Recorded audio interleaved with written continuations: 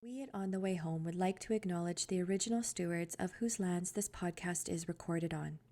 In York Region, we recognize we're on the traditional territories of the Wendat, the Haudenosaunee, and the Anishinaabe peoples, and that this is the treaty lands of the Mississaugas of the Credit. In Vancouver, we acknowledge that we are on the unceded territories of the Coast Salish peoples, the Musqueam, Squamish, and Tsleil-Waututh, whose presence on these lands continue to this day.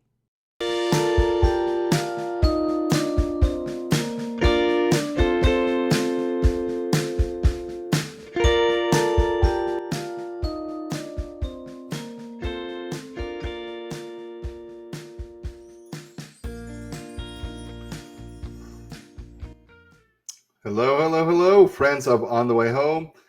I'm your host, Michael Braithwaite, and I am from Blue Door, one of the great organizations bringing you this podcast in partnership with our friends at the Canadian Alliance to End Homelessness. At Blue Door, we have had to kind of step further out of our comfort zone because of the housing crisis we find ourselves in. And we've done a lot of work in social purpose real estate. What is social purpose real estate? Well, we've had people, I think, on the show talk a little bit about it, but it really is Blue Door working with our funders to purchase buildings and keep them forever affordable with supports wrapped around it. We've been able to do that for 2S LGBTQ plus youth, for senior men, and for families. And it's pretty cool. We continue to do that work to keep housing truly affordable and truly supportive. Now, this podcast, as I said, is brought to you by our Blue Door, but with our friends at the Canadian Alliance to End Homelessness. The Canadian Alliance always has all sorts of really cool campaigns going on that you need to be a part of, and they'd love your support for. Check out what they're up to at caeh.ca if you want to become a Built for Zero community. And let me tell you, you do look at their training that they provide at CAEH, among others as well, at caeh.ca. And that's our partners. Well, let's get to today's guest.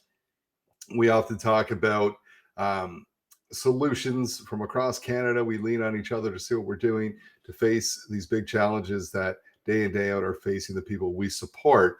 And sometimes we look outside of Canada. We look to the US, we look around the world. One of the countries that constantly comes up with as a beautiful example of ending homelessness, truly ending homelessness over, and they do this with a long-term plan, is Finland. And so we can learn so much from them. And with me today, I have Juha Kahila, and he is the head of international affairs at the Y Foundation. We had another Juha Kaakinen on this show a couple times before. That Juha has since retired, I believe. So great to welcome Juha to the show to talk about the wonderful things that him and his team are working on at the Y Foundation. And it just, again, he's probably inundated all the time with people reaching out. So I'm so grateful for his time. Juha, welcome to the show. Thank you so much, and thank you for the invite. It's my pleasure to be here. Juha, we started off with the same question for everyone, and that's a pretty simple question. It has some similarities for everyone, but of course some differences because it's extremely personal. And that is, what does home mean to you? Well, for me, it's my safe haven, and when I go there and my wife, and it's the place to relax. You know, I can be there as relaxed as I want to be, and I think the safety element is the biggest one. So I have keys to the lock, and you know, every night we can be sure that you know, we can go back to our own place and do the things we do as a family. So I think those are the home. Yeah, thank you for that answer. And safety definitely plays a piece. And we hear that a lot is where I can really be my true self. I can let my guard down. I'm not at work. I'm not out in the public. I can just be safe to be me and safe. Now, let's learn a little bit about you and your work. No one really, not many people go to school and actually say, this is what I'm going to do in the field of housing. They kind of fall into it. So curious to learn about your journey. Well, it actually started. I first studied actually tourism and traveling because my big trip all around the world and find some nice hotels for travel agencies, and that would be my job. Well, I did the studies. I think it was 6 months before I traded into services. and that happened because after I did the 6 months in the traveling school, I went to work as a school assistant for a summer. Had nothing to do during the summer break, and so we had different kind of activities for them, and that sort of sparked my interest towards the social work, and yeah, then I went to social services and I had my bachelor degree, and then I started working in the child protection for a couple of years, and then I moved to work into homelessness sector. So to homelessness, and I was a support worker for almost 4 years there. So doing home visits and all the other kinds of things with young people who got home from us, and yeah, worked there in the Youth Housing Association almost 10 years as a support worker for 4 years, and then as a service manager for a couple of years, and at the end of the day I was for almost 4 years as well, and then I moved here at the Y Foundation, and I end up coordinating the National Housing First network of that same network, and did that thing for a couple of years, and now I've been doing this international work for about a year. So a lot of things has happened, but that's long story short. Very cool. The journey from tourism to the work you're doing now, very, very cool. Thank you for that. Let's talk a little bit about the Y Foundation. What do they do? How long have they been around? How are they formed? Anything you could share? Yeah, well, Y Foundation, we are at the moment Finland's almost 19,000 apartments all around Finland, which of 11,000 is affordable social housing, and then 8,000 apartments is aimed for special groups, for example. And we have been founded 1985, and then back then the letter Y meant yksinäinen in Finnish, which is lonely, and which is together in English. So it has been a long road from 85 until today, and of course a lot of things has happened, and we have grown really fast. During the past 2015, we still had 30 workers, and now we have somewhere around 170 workers, and almost 20,000 apartments around Finland. So it has been amazing for people who are in need. But then again, we have a lot of other activities as well. I work here at the development unit, where we have, for example, our own research team. We have here in Finland regarding homelessness and housing first and affordable housing, but also many collab researches internationally as well. And then we have worked for a couple of years ago. We had a project regarding women homelessness, and now we are starting project regarding youth homelessness and youth housing and so on. So a lot of different kind of activity in being a landlord.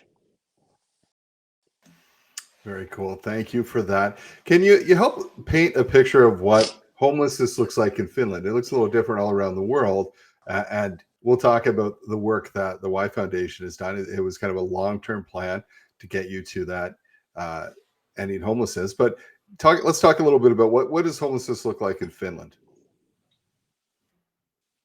Well, of course,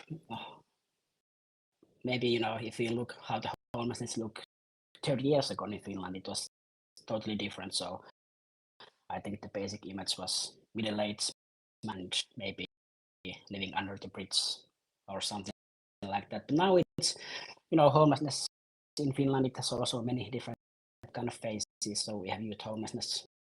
Unfortunately, some of the refugees has become homeless. But regarding that, I think we are on the right path. So the latest statistics shows that we have under 4,000 homeless people, a bit under 4,000 individual stories behind those numbers. But I think we are on the right path. And one thing I'm really proud of is that, for example, if you ever come to visit Helsinki on the streets regarding if it's winter or summertime, so we have almost eradicated the street homelessness in Finland. Not everything I'm really proud of. And then of course I think that we have the governmental support regarding the work we are doing in Finland. It has been hugely important, and I'm really happy that all the political homelessness and they think it's the right thing to do. And that's key what you just said there. Now, I think one of the challenges across the world, certainly in Canada, is every 4 or 5 years we have a government change, right? And I think I'm going to ask you about the keys to success, but I mean, this is the long game too. You said it, Y Foundation started in '85, but this whole plan to build housing and that housing first principle started 20 some odd years ago, and you stuck to it through political changes. But let's talk a little bit about that. What are the keys to success? Because you're often looked at around the world as the model of how to end homelessness. Yeah, well, I think the political support is one of the key elements for sure, like you said. And I think countries, the service providers and NGOs, they need to lobby the politicians to scale up the housing first and ending homelessness and so on. But in Finland, the start of housing first was to do the systems change from the old staircase model into housing first in 2008. So in that way, it was the politicians who needed to lobby the service providers and then when that went through, from 2008 until today, all the political parties has been at some point in the government, and they have, next spring we have the election coming up, and I'm quite sure that we can rely that the support will continue quite strong. So I think that is for sure one of the key elements. And affordable housing stock is quite sizable. For example, if you look at the other countries in Europe, there's the affordable housing stock is until 2008, 2009, when there was the financial crash in the whole world, when everyone shut down building the affordable social housing. We did the opposite because we need affordable social housing for many more people because of the financial crash down. So I think that's also one of the key things. And then third, it all comes down to the housing first. But say that the government didn't start with a pilot project or anything like that. So it was basically all in from the get-go. So what we did, that we transformed almost in first units where people have their individual apartments, unlimited rental agreements and so on. So it was like, hey, what we're gonna lose if we try this, if this failed or this doesn't work in our own context. But at the end of the day, it worked, and yeah, I think that's one of the key things. There was no need for program altogether from the get-go. And there's still, so people understand, I think you made the move away from just providing emergency housing, right? Where you had 600 units, I think, of emergency housing or shelter. And now there's just over 50. And my data might be a little old too. And so you went from 600 to 50. And it doesn't mean that there's fewer people in need. It's just you switched that model, right, to building all sorts. And let's talk about that too. You didn't do just one type of housing, right? You have a bunch of different types of housing to meet different needs. Is that not right?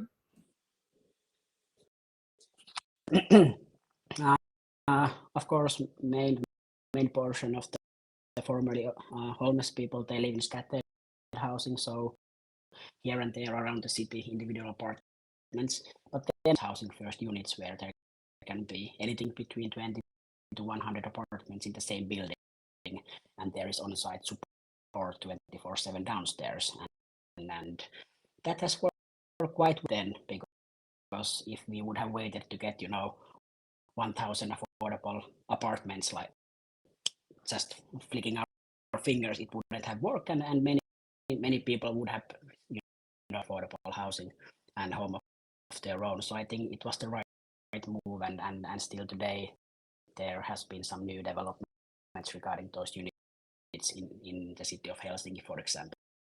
Different kind of options when it comes to housing, because if we just rely on individual affordable social housing, then we can, we need to wait quite a long time. Stock at the moment in many countries, and so it takes time to build. And I think you and we have time to wait, but I don't think the homeless people have that luxury.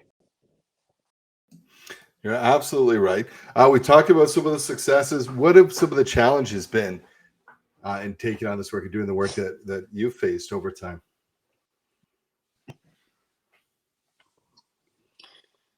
I think at this moment the biggest challenge in Finland has been that the social and health services move from city level to regional areas. So that has been the biggest change in this Finnish system regarding social and healthcare. So the new regional area started at the beginning of this year, and I'm curious to see how that will regional areas, and then again the housing is on the local city level. So we need to be really careful that, for example, homeless issues doesn't fall into a gap between those two, for example.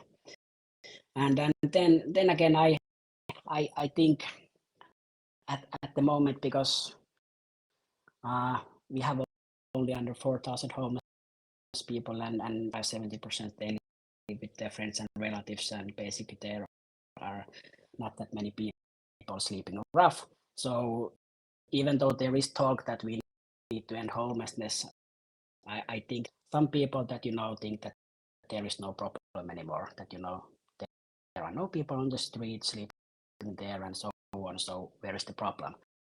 So I think we need to be really careful of various actors and politicians and work groups, and make sure that it's not forgotten, and we still have many homeless people who need home of their own. And then again, there is challenges when people want to enter rehabilitation, for example. So they need to wait a couple of months to get access and so on. So those kind of things. And I think in some parts of the Finland there is some level of the practice and theory of housing first, and the work they don't come up and add up together. So I think there is some work to be done in that sense, that in all parts of the Finland the housing first still would be the leading way to do the homelessness work. Absolutely. I mean, there's always pushback and anything you do, and it's never perfect. Yeah. I like what you were saying too about, hey, let's, we think problem solved, and then the political will and money disappears. That problem will come back real quick. So you're absolutely right. That's the challenge. Exactly. When you're almost too good at what you're doing. Now we know that for the longest time, I think all of us around the world have been focused on ending homelessness. We talk about that. We're reacting to an issue that's already happened. But we've since learned we can't really end it if we don't stop new people from entering into it. So we've been a little more focused on prevention. Can you talk about the efforts of yourself and the Y Foundation and others on the preventative side of homelessness? What have you done? Well, I think the structural elements are probably the biggest one here in Finland. So we still need more, but the stock is quite sizable. So of course that prevents a lot of homelessness in itself. And then we have which means that if you have some kind of problems to pay your rent, or you have some kind of problems with the neighbors or so, things like that, you can email or call into this help you through your issues and problems and challenges. So for example, if you haven't been able to pay your rent, they can look to the financial situation together with you, and if that you haven't been able to claim, then they can help you to claim those benefits, and you can pay the rent. And if you have just spent the rent money, they can help you to make different kind of payments plans, so you can pay for a 6 months period or 8 months or whatever suits into your financial situation, so you don't end up losing the home that you have. And then of course we have the lot. So for example, low-income people and people who have to live with the benefits, they also got the housing benefit, which can cover up to 80% of the rent. People have some kind of benefits to make sure that they are able to pay their rent most of the time. And then I think those are the key things that we have been able to do here in Finland. Wise Services, they are doing an amazing job, and only in Helsinki, I think it was last year when I saw the statistics, they were able to prevent, I think it was something like 3,000 evictions. I think housing first and ending homelessness cannot be done without prevention work, working very close by those services as well. So I think that's something that must be. Yeah, agreed. And I love what you're saying. I think listeners, you know, it's very difficult, much more difficult to find new housing from someone who's been evicted. So sometimes, and we talk about that, you know, when people will call into a central intake line or saying, hey, I need a shelter bed, we used to just say yes or no if we have one. Now we do a bunch of what we call diversion. We ask a bunch of questions. What's the situation? Well, I'm $200 short on rent. Okay, let's keep you in your house. Let's find a way to make that payment, because once you enter a shelter system and lose your housing, it's going to be a tough road ahead, right? Or can you stay with family? Can we work it out with the landlord? Is the eviction notice that they gave you, is it even legal? Or is it something that, do you know how to read it? Is it all those different questions, right? And it's pretty it's a cheap way to do it too. It makes sense. But we just ask some questions instead of yes or no. And normally we're diverting 20 to 30% of people from actually entering into the emergency housing system just by doing that. So thank you for that work. So you've done such great work across the country. What does the future look like? What are your main focuses for the next few years?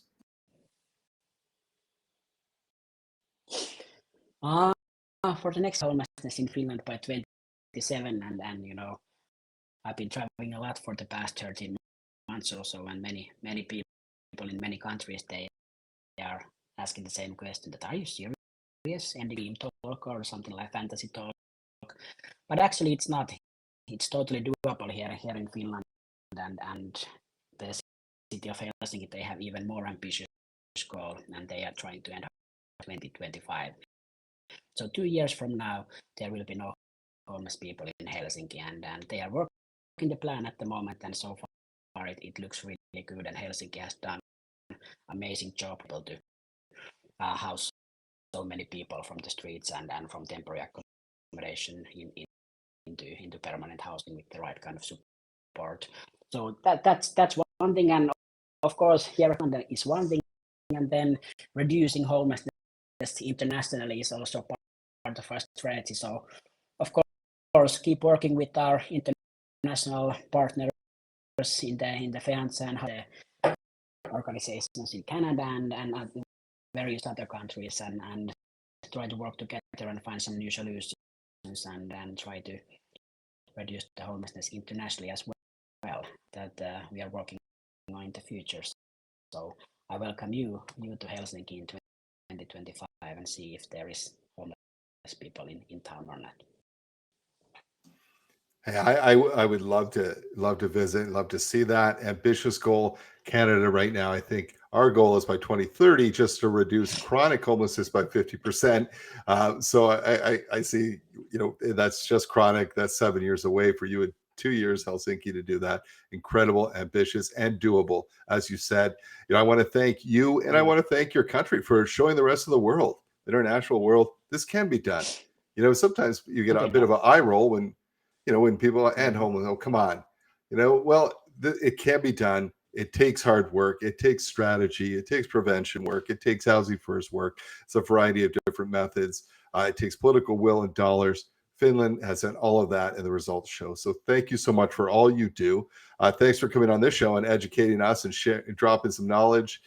We will have our eyes on Finland and Helsinki to see homeless come to an end by 2025. I have no doubt you're going to do that. Thanks, Juha. Thanks for One last question for you. One last question for you. I should ask, if people want to find out about the amazing stuff you're doing in your work, the international community, where can they go? You can put Google Y Foundation. Many books available, for example, to download the story of Y Foundation, how did it start and how did we get where we are now, and also the story of the Finnish housing first model explains the whole story with the financial details and so on. So I think that's worth looking for. Very cool. Absolutely. We will do that. Check it out. Google up the Y Foundation. See all the different resources available. You won't be disappointed. Juha, thank you for joining us. Enjoy the rest of your day. Thanks, and likewise. Have a good one. And it can be done, listeners. It can be done. We can end homelessness. Finland's been at this for a long, long time. They've made huge investments. They've had political will through the changing of political parties. They push through. They continue to push through. And as Juha said, listen, it doesn't stop.